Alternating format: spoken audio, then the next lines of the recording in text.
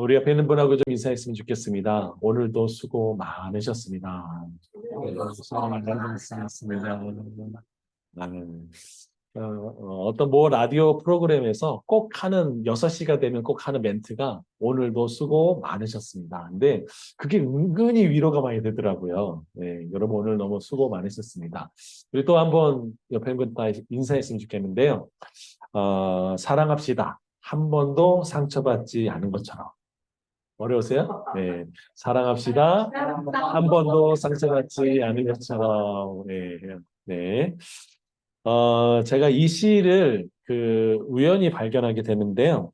알프레드 디 수자라고 하는 분이 사랑하라. 한 번도 상처받지 않은 것처럼 이라는 시집에서 이제 제가 따왔는데요. 그 시 내용이 짧습니다. 춤추라. 아무도 바라보고 있지 않은 것처럼 사랑하라. 한 번도 상처받지 않은 것처럼 노래하라. 아무도 듣고 있지 않은 것처럼 일하라. 돈이 필요하지 않은 것처럼 살라. 오늘이 마지막 날인 것처럼 이라는 시입니다. 어떠세요? 저는 이 시를 이렇게 읽으면서 이 시처럼 살 수 있을까 생각해 보니까 한 번도 상처받지 않아서 살아갈 수 있나? 이거는 또 힘들다. 그런 생각도 들기도 하고. 여러분 가능하세요? 네. 그러면서 갑자기 이렇게 옆에가 이렇게 뜨끈뜨끈. 네, 그래서 이 시를 묵상하면서 나는 이렇게 살 수 있을까? 그리고 이 시의 대상이 되는 분은 누굴까? 그러니까 하나님 향해서밖에 가능하지 않을까라는 생각도 좀 해봤어요. 그런데 때로는 하나님께 섭섭할 때도 있더라고요. 예, 또 심지어 하나님께 상처받다고 얘기하는 분들도 있으니까. 저는 이 시의 첫 번째, 춤추라.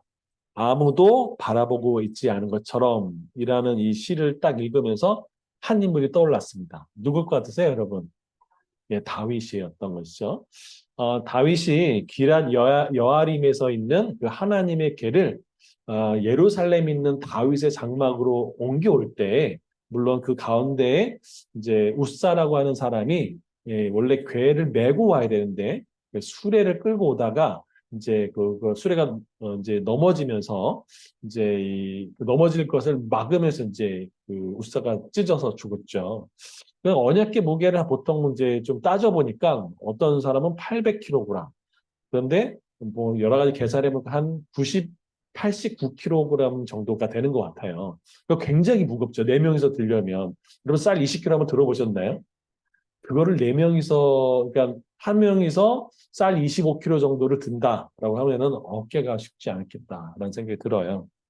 자, 하여튼 근데 하나님이 이제는 더한 무게가 있었겠죠.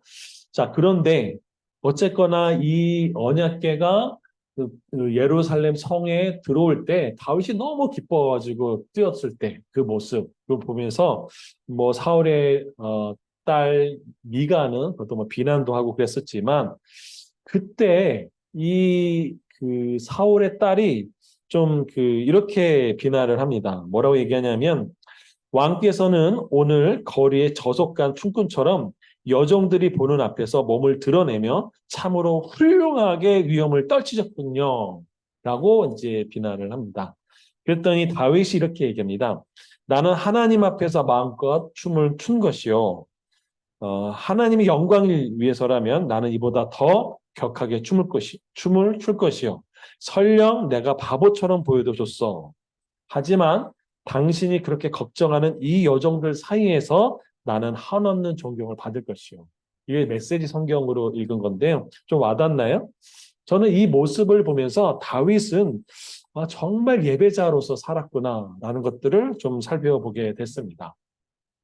여러분 혹시 예배의 성공은 인생의 성공이다라는 얘기 들어보셨나요? 어, 안 들어보셨어요?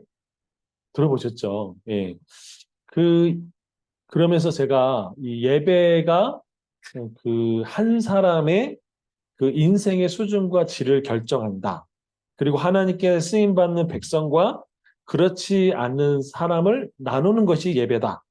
그리고 예배를 능가하는 삶을 사는 사람이 없고 또 삶을 능가하는 예배를 드리는 자도 없다라는 말이 참 되게 와닿았어요. 어, 우리는 각자 교회를 다니고 있지만 그럼에도 불구하고 오늘 찬양처럼 또 한국 교회가 또 이 모양 저 모양 여러 가지 말이 있지만 그럼에도 불구하고 예배가 다시 회복된다면 한국 교회는 여전히 소망이 있다고 저는 생각합니다. 그래서 특별히 사사시대라고 하는 그 영적인 극한의 어두움을 사무엘이라는 그 걸출한 중보기도자, 선지자를 통과하면서 다윗과 솔로몬의 시대, 가장 그 다윗의 장막이라고 하는 예배의 부흥과 회복이 있었던 그 시대로 이끌었던 그 예배자, 그 다윗에 대해서 좀 더 궁금했던 것이죠. 그래서 다윗이 보여줬던 것은 정말 예배에 성공했던 그 24시간 예배를 드렸던 그 다윗의 장막의 그 예배가 사실 실제로 다윗 시대만큼 영적으로 부흥하고 또 가장 강력한 나라가 없었던 것들을 보게 되는 것이죠. 오늘 그 예배자 다윗을 여러분과 같이 한번 살펴보도록 하겠습니다. 첫 번째는요, 그는 정말로 전심으로 하나님께 예배를 다하는 예배자였습니다. 저는 이 생각이 들어요. 하나님께 전심으로 드리는 그 예배자였던 것이죠. 어, 다윗은요, 사람의 시선이 어떠함보다도 하나님 앞에 내가 누군가가 더 신경을 쓰였던 사람인 것 같아요. 그리고 하나님 앞에 전심으로 나가면서 사람들이 나를 몰아보는지 그것이 중요하지 않고 하나님 앞에 내가 누구냐가 정말 중요했던 사람. 그게 다윗이었던 것 같아요. 그래서 뭐 바지가 흘러내리는지 어떤지 그 자기의 몸이 보이는지 상관없이 나는 하나님 앞에서 춤을 췄다고 얘기하는 그 다윗의 모습. 그리고 여기에 참 반대되는 인물 하나를 보게 되는데요. 그게 사울 왕입니다. 사울 왕. 이 사울 왕은요, 이 아말렉을 진멸하라고 하는 그 명령을 어깁니다. 그래서 사무엘 선지자가 와가지고 왜 그렇게 했냐라고 했을 때 이렇게 얘기를 하죠. 이 내가 범죄한 것은 내가 인정합니다. 그리고 이 백성들이 두려워서 내가 그렇게 범죄했다고 얘기하면서 그가 사무엘에게 청하는 게 있어요. 뭘 청하는지 아세요? 나의 체면을 봐서 나를 높여달라고 얘기해요. 그 현장을 보면서 그 모습을 보면서 아, 사울의 인생은 예배에서 실패했구나. 그래서 그가 하나님께 버림받았구나라는 것들을 알았어요. 결국 그 사람의 예배의 수준이 그 사람의 인생의 성공 가치를 결정하는구나 라는 것들을 보였습니다. 어, 사울왕의 딸 미가는 다윗을 조롱했었죠. 그때 다윗은 내가 하나님 앞에서 춤을 췄다. 내가 바보란 소리를 들어도 좋다라고 말합니다. 여러분 그런데요. 여러분은 혹시 그 중학교나 고등학교 여러분 신앙생활 할 때 좀 교회로 와라고 얘기할 때 고등학생, 중학생들이 뭐라고 얘기하는지 혹시 아세요? 교회로 오라 할 때 뭐라고 얘기하는지 아세요? 전 그 소리 들어봤거든요. 야, 우리 교회에 오면 예쁜 여학생들이 있어. 우리 교회에 오면 멋진 오빠가 있어. 라고 전도하는 모습을 봤어요. 왜 저만 그런, 여러분도 그런 거 본 적 없으세요? 들어본 적 없으세요? 있었죠. 저도 그런 모습을 보면서, 물론 이해는 돼요. 그런데, 나이가 들면서요, 그 말이 이렇게 바뀌던데요. 야, 이 교회에는 누가 있어? 라는 말로 바뀌더라고요. 여러분 혹시 이 교회에 은행장이 있어? 이 교회에 정치인이 있어? 이 교회에 누가 있어? 라고 하는 말로 바뀌는 모습을 좀 보게 됐습니다. 여러분 사울 왕이 그 아말렉을 진멸하는 그 말씀에 불순종해가지고 그가 반응하는 건 뭐냐면 사무엘 내가 범죄한 건 내가 인정해. 근데 나의 왕의 체면을 봐서 나를 높이게 해줘라고 하는 그 사울 왕의 그 모습. 여러분 그는 사람의 시선을 더 의식했던 사람이라는 것들을 알 수 있죠. 여러분 그런데 다윗은 어땠을까요? 다윗. 그럼 다윗이 범죄했을 그 당시에 어, 선지자 나단이 와서 책망을 하죠. 그래서 뭐라고 하냐면 네가 바로 그 99마리 양을 가지고 있으면서 한 마리 양을 뺐던 그 아주 나쁜 그 사람이 바로 당신이다. 라고 했을 때 왕의 체면이 말이 아니죠. 그런데 거기서 어떻게 했을까요? 바로 무릎 꿇고 죄를 인정합니다. 근데 다윗의 삶을 가만히 보면 사람들에게 조롱당할 때도 많아요. 시편에도 그렇고요. 심지어 압살롬이라고 하는 자신의 아들이 자신을 반역해서 또 완전히 나라를 이제 좌지우지하고 몹쓸 아주 그런 행동을 보여주는 그 상황에서 여러분 왕의 체면 또 아버지로서의 실패가 얼마나 많은 것들이 있었겠어요. 그런데 그 순간에도 다윗은 하나님만 바라보고 나가는 모습을 보여주고 있죠. 여러분 다윗의 시선 속에 그는 전심으로 하나님만 찾는 예배자였다는 것들을 보게 됩니다. 저는 우리 이 예배가 시청해서 드리고 있지만 또 많은 숫자가 아니라 할지라도 전심으로 드리는 그 예배의 장소가 되면 좋겠습니다.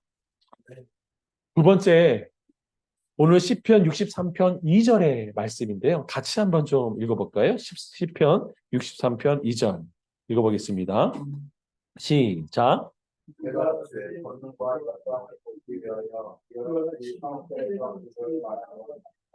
예, 여기 시편 63편에는 표제가 있어요. 뭐라고 되어 있냐면 다윗의 시, 유다 광야에 있을 때라고 되어 있습니다. 여러분 그런데 이 시편 63편 1절과 2절을 가만히 살펴보면 1절이 이렇게 됩니다. 내가 간절히 주를 찾되 물이 없어 마르고 황폐한 땅에서 내 영혼이 주를 갈망합니다. 장소가 어딘지 아시겠죠? 바로 광야예요. 그렇죠? 그런데 이 광야에서 내가 주의 권능과 영광을 보기 위하여 이와 같이 어디에서요? 성소에서 주를 바라본다이다 얘기해. 성소가 어떤 장소인가요? 하나님이 계신 장소예요. 하나님의 임재의 장소예요. 분명히 내가 물리적으로는 유대 광야의 땅에 있지만 그는 지금 하나님의 영광과 권능을 바라보기 위해서 어디에 있느냐면 하나님 앞에 있는 사람이었던 것이죠. 여러분 유다 광야는요. 사울 왕을 피해서 다윗이 도망했던 곳이 유다 광야입니다. 그의 인생에서 가장 어려운 시기고요. 자신의 목숨을 위협받는 시기고 또 늘 먹을 것과 마실 것에 궁핍했던 시기입니다. 정말 가장 어려운 시기, 정말 그의 인생 속에 정말 의지할 곳이 없는 그 시기에 그는 가장 뛰어난 예배자가 돼요. 심지어 광야에서 하나님이 있는 그 임재의 성소로 만들었어요. 다시 말하면 그는 광야를 하나님을 만나는 성소로 만들었던 예배자라는 것이죠. 여러분 그것이 다윗이 얼마나 뛰어난 예배자라는 것들을 보여주고 있는 것이죠. 여러분 오늘날 많은 교인들은 보다 좋은 교회를 찾기 위해서 교회를 마치 쇼핑하듯이 돌아다니고 있는 것들이 사실입니다. 그래서 요즘에는 디지털 유목민이라고 하는 것들이 있습니다. 무슨 소리냐면 코로나를 겪으면서 이 교회 서칭하고 저기에 서칭하고 하면서 디지털 유목민이라고 하는 새로운 신조가 생겼어요. 그만큼 서칭하고 돌아다니는 거예요. 여러분 그런데 저는 그것에 대해서 뭐 비난할 생각은 없습니다. 왜냐하면 우리 자신과 자신의 그 가족들의 영적인 유익을 위해서 보다 좋은 교회를 찾아다니는 것에서는 비난할 생각은 없어요. 그런데 교회가 없는 선교지, 또 예배를 드리는 주일이 아닌 나머지 6일에 그의 삶 속에 광야를 성소로 만들었던 그 하나님의 임재가 있는 그 자리, 내 삶의 자리가 바로 그 광야를 성소로 만드는 그 다윗의 영성, 다윗의 예배가 필요하지 않나라는 생각을 하는 것이죠. 혹시 양영자 탁구 선수 아시나요? 그 양영자 탁구 선수가요, 몽골을 갔을 때, 내몽골로 갔을 때요. 근데 내몽골에 갔을 때 뭐가 없었냐? 교회가 하나도 없더래요. 갈 수 있는 교회가 하나도 없더래요. 여러분, 그러면 예배를 못 드리나요? 여러분, 그때 양영자 이 탁구 선수, 이 선교사님이 그 자신의 골방에서 하나님을 만나는 예배를 드렸다는 것이죠.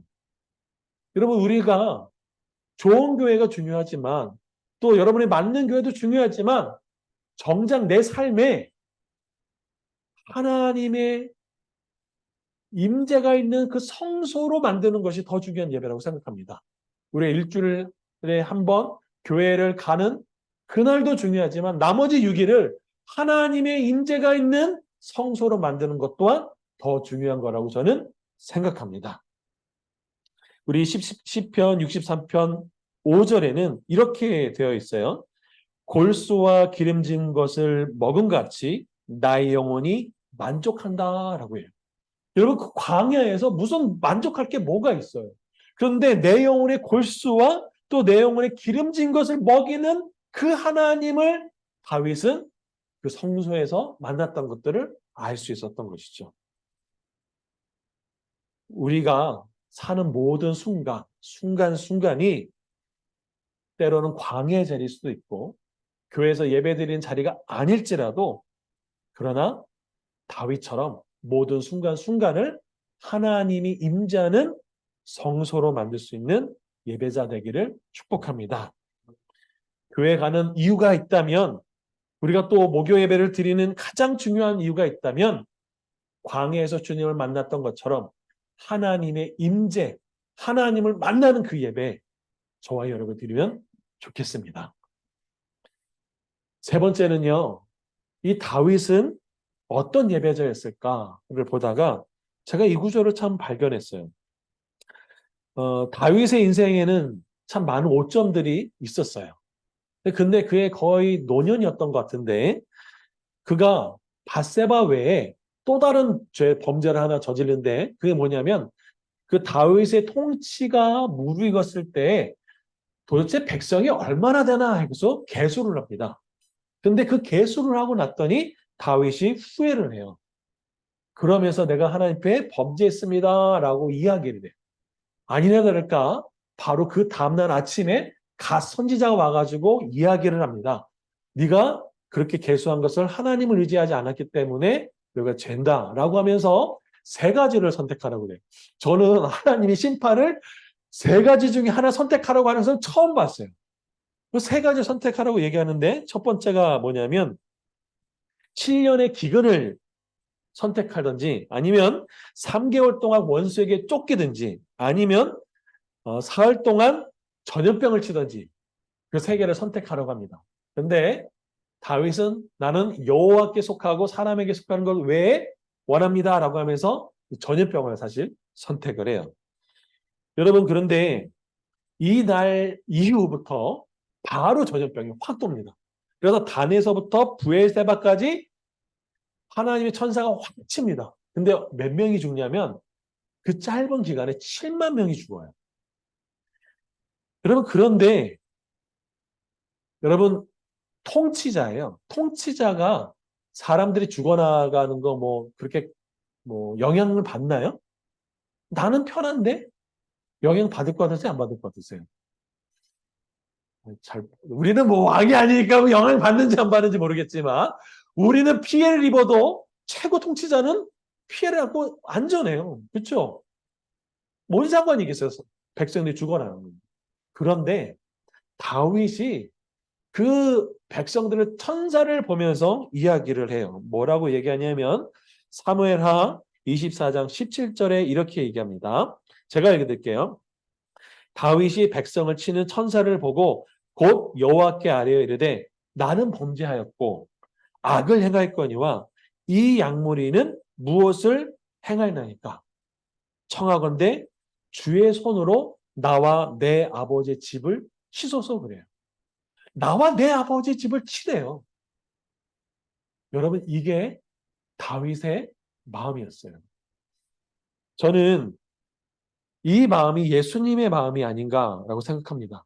예수님이 이 땅에 그냥 하늘 보좌에 있어도 되시는 분이 이 땅에 우리 인간을 위해서 오셨어요. 왜? 죽어가는 우리를 위해서 살리기 위해서 오셨던 거죠. 그게 바로 목자의 마음, 아버지의 마음이 아닌가 생각합니다. 여러분, 그래서 다윗은요, 아버지의 마음을 가진 중보자로서의 예배자였습니다. 그것이 다윗이었던 거죠. 모세가 그랬죠. 다윗이 그랬죠. 예수님이 그랬죠. 그리고 사도 바울도 그랬습니다. 여러분, 저는 리더들이 이런 마음 가졌으면 좋겠다라는 생각이 들어요. 아, 아버지의 마음, 목자의 마음, 이런 것. 저는 그러면서 다윗의 또 다른 면을 하나 보게 되는데, 그는 탁월한 예배 디자이너. 이거 제가 만든 얘기예요. 탁월한 예배 디자이너. 뭐 기획자라고 할 때, 가만히 보니까요, 저는 연구를 하다 보니까, 아니, 다윗이 정말로 탁월한 조직가라는 것들을 제가 알았어요. 여러분, 다윗을 이렇게 읽어보면요. 왕의 보좌가 몇 명이고, 그 중에 뭐고, 무슨 장과 무슨 장과 무슨 장과 쫙 나와요. 행정가는 무슨, 뭐, 행정가 쫙 나와요. 그리고 그 왕의 재산을 다스린 사람 쫙 나오고, 세금을 걸어서 꽉 나와요. 아니, 어떻게 이렇게 운영을 했을까라는 생각을 보면서 그는 정말로 탁월한 조직가구나라는 것들을 알았어요. 군사, 행정, 뭐 장사, 왕의 곳간만 것을 보면은 얼마나 그가 디테일하게 사람을 세웠는가를 볼 수가 있었어요. 그런데 이러한 탁월한 능력이요. 예배를 디자인하는 데도 탁월하게 사용되더라고요. 30세 이상의 그 다윗 시대의 레위인들은 3만 8천 명이었어요. 근데 그 중에 2만 4천 명이 여호와의 성전의 일을 돌보는데 세워집니다.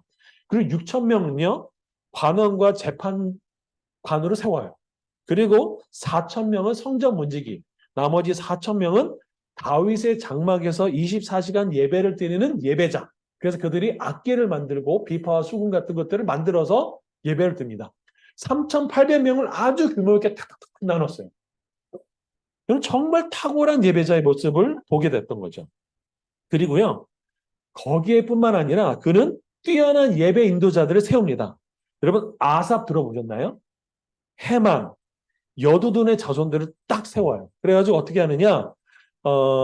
아삽은요, 역대상 25장 2절에 보면 이렇게 됐어요.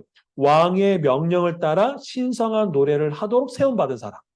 그리고 여두두는 신령한 노래를 하며 여호와께 감사와 찬양을 드리도록 세움받은 사람. 그리고 해만이라고 하는 사람이 있어요. 이 사람은요, 굉장히 특이한데 역대상 25장 5절에 보면 하나님의 말씀을 가진 왕의 선견자예요. 이렇게 탁탁탁 세워요. 여러분 놀랍지 않나요? 여러분 3만 8천 명을 조직해냈어요. 그리고 그 다윗이 언약궤를 예루살렘으로 데리고 가지고 올 때 그때 3만 명이나 되는 사람들을 조직을 해서 데리고 옵니다. 거기서 양도 잡고 다 해요. 그러니까 쉽게 얘기해서 그는 오늘날 대형 집회의 그 프로듀서를 뛰어넘는 당시에 상상할 수 없는 그런 예배 디자인이었던 것들을 알 수 있어요. 그리고 그 당시에 아무도 생각하지 못했던 24시간 예배를 드리고 거기에다가 휘장으로 가려져 있는 성소와 지성소를 나누는 것이 아니라 다윗의 장막 자체가 지성소가 되고 누구나 나올 수 있는 그 예배자의 성소. 그래서 정말 그는 탁월한 예배자의 모습을 보여줬던 것을 알 수 있죠. 그러면서 우리 갑자기 적용이 되면, 여기 반주자도 세워지고, 찬양인도자도 세워지고, 나중에 싱어도 세워지고, 이렇게 하면 좋겠다는, 이런 기획들이 굉장히 중요하겠구나라고 생각이 들더라고요. 별로 은혜가 안 되시나요? 놀랍지 않나요? 저는 이거 보면서, 그런데, 그 다음에 제가 놀란 것은, 그는 탁월한 예배자, 예배 기획자, 또 예배 디자이너였지만, 실질적인 영적인 부흥을 또 예배자를 세우는 예배자였습니다. 굉장히 놀랐는데요. 여러분은 성경 66권 중에 좋아하는 성경이 어떤 게 있으세요? 어떤 걸 좋아하십니까? 없으세요? 하나도 안 좋아하시요 시편이요? 예. 또 다른 거 다른 성경 있으세요? 잠언. 요즘 저랑 같이 잠언 공부하고 있어서 시편이 인생을 살다 보니까 많은 분들이 이렇게 삶의 연수가 이렇게 올라가면서 시편을 굉장히 많이 다가와요. 어떻게 이런 인생에 이렇게 나의 구구절절한 심정을 어떻게 이렇게 잘 노래했을까? 라는 그 시편. 여러분, 그런데 시편의 저자가 몇 명인지 여러분 아세요? 제가 설명해 드릴게요. 시편이 총 150편으로 돼 있어요. 그 중에 73편이 다윗이 썼습니다.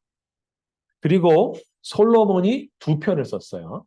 72편과 127편. 모세는 1편을 썼습니다. 그리고 아삽은 12편을 썼어요. 아까 얘기했던 그 아삽 있죠? 그 12편을 썼어요.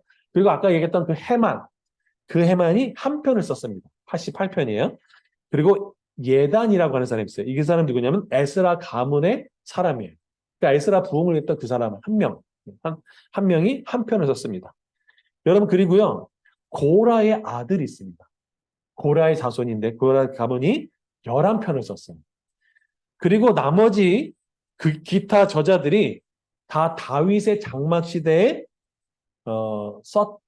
있었던 레위인이나 제사장으로 추정이 돼요.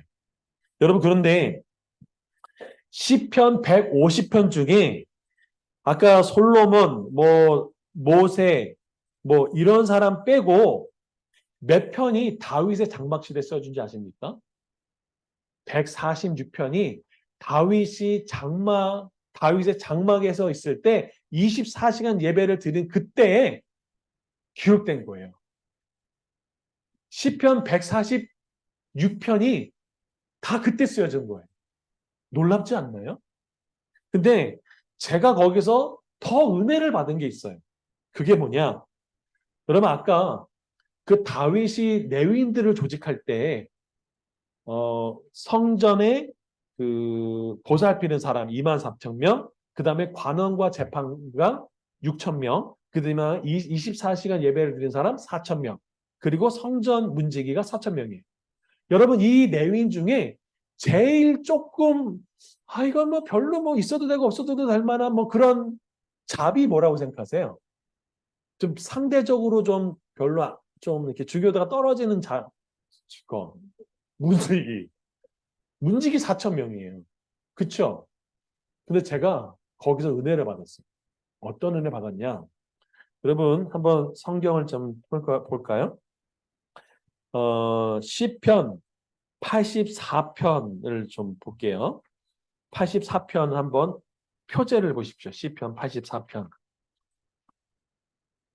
한번 표제 누가 한번 읽어주시죠. 고라 자손의 시, 인도자를 따라 깃빛에 맞춘 노래. 예, 고라 자손의 시죠. 여러분, 그런데 문지기가 누군지 아세요? 고라 자손이에요. 역대상 26장 1절에 보면 고라 자손을 성전의 문지기로 세워요. 여러분, 성전의 문지기는 여기서 24시간 예배 드린 사람들이 아니고 저기 문지기란 말이에요. 근데 그 문지기가 하나님의 인재를 경험해서 지금 뭘 썼냐면 시편에 11편을 썼다는 거예요. 감이 안 오시나요? 우리 시편 84편 10절 한번 읽어볼까요? 같이 오늘 읽었던 건데 같이 한번 읽어보겠습니다. 84편 10절 읽어보겠습니다. 시작. 주의 공정에서 한 날이 다른 곳에서 첫날보다 나은즉 악인의 장막에 사는 것보다 내 하나님의 성전의 문지기로 있는 것이 좋사오니. 내가 하나님의 그 보잘것 어떻게 보면 야 문지기 좀 이러잖아. 하여튼 문을 지키는 그런 사람 어쩌보면은 가장 중요하지만 어쩌면 가장 허드레 같은 일. 그런데 내가 거기서 하나님을 예배하는 예배자로 살겠다는 거예요. 하나님이 계신 그 문지기로 나는 살아도 좋다는 얘기예요. 그러면서 그 문지기, 그 고라 자손들이 그 주옥 같은 시편 중에 11편을 썼다는 거예요. 솔로몬 2편, 모세 1편, 아삽이라고 하는 뛰는 사람 12편, 그리고 고라 자손이 11편이에요. 그리고 해만 하나님의 말씀을 받던 왕의 선견자, 그는 한편 썼어요. 그럼 성전의 문지기가 그 정도로 하나님 앞에, 임재 앞에 나가서 그렇게 예배했다면 그 예배가 얼마나 놀라운 예배였는가 한번 생각해 보세요. 가장 연약한 사람, 그렇지만 가장 하나님의 임재가 강력했던 그 고라 자손, 문지기, 그들의 가장 아름다운 노래, 시편의 11편을 썼던 것들을 알 수 있죠. 여러분, 그 얘기는 뭘 얘기할까요? 그때 당시 다윗의 장막의 그 예배는 엄청난 예배의 영적 부흥과 또 그 문지기 좋다, 시편 11편을 쓰는 탁월한 예배자로 만들었다는 것들을 알 수 있죠. 여러분, 그것이 바로 다윗의 예배자였던 모습을 알 수 있습니다. 한 사람의 예배의 수준은 그 인생의 수준과 질을 결정한다. 예배를 능가하는 삶을 사는 사람이 없고, 삶을 능가하는 예배를 드리는 자도 없다. 예배의 성공은 인생의 성공이다. 라는 그 모습. 저는 그 다윗의 모습을 보면서 정말 그는 왜 하나님 마음에 합한 사람인가들을 보게 됐습니다.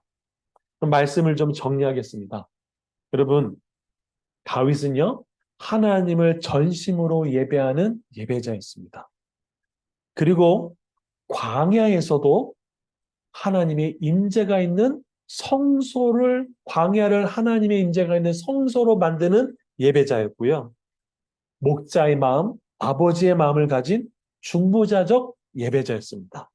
그리고 탁월한 예배 기획자일 뿐만 아니라 그는 실질적인 영적인 부흥과 수많은 예배자를 세우는 진정한 예배자였던 것들을 알 수 있습니다. 여러분은 어떤 예배를 드리고 싶습니까? 또 여러분은 어떤 예배자가 되고 원하십니까? 우리 옆에 있는 분에게 이렇게 좀 얘기해야 할까요? 오늘이 오늘이 마지막 예배인 것처럼 마지막 예배인 것처럼 예배하는 예배하는 예배자가 됩시다. 예배자가 됐어. 아멘. 아멘. 여러분, 그렇게 정말 뜨겁게 하나님의 임재 가운데 있는 그 예배자, 저와 여러분이 되면 좋겠습니다. 하나님의 마음이 흘러가고 하나님의 임재가 있고 하나님의 눈물이 쏟아지고 우리 영혼 속에 있는 죄악들이 드러나고 영혼이 자유롭게 되는 그 참된 예배자, 하나님의 그 언약에 또 하나님의 그 임재가 가득한 그 예배가 저와 여러분들은 오늘의 예배가 되면 좋겠습니다. 우리 이 시간에 좀 같이 기도할까요? 하나님, 내 영혼을 만족시키시는 주님, 내 영혼을 소생시키는 주님, 우리 영혼이 때로는 광야에서 내일과 모레를 걱정해야 되는 삶을 살지라도 하나님, 내 영혼을 만족하심을 주시는, 내 영혼에 기름줌을 주시는 그 하나님을 만나보기를 소원합니다. 그 예배자 되기를 원합니다. 내가 다른 사람 시선을 바라보는 것이 아니라 내가 전심으로 하나님을 찾는 예배자가 되기를 원합니다. 하나님, 내 영혼을 만져주시고 내가 광야에서 하나님을 만나는 성소에서 예배를 드리는 예배자가 되게 해달라고 이제 같이 주여 한번 부르며 기도하기 원합니다. 기도하겠습니다. 주여,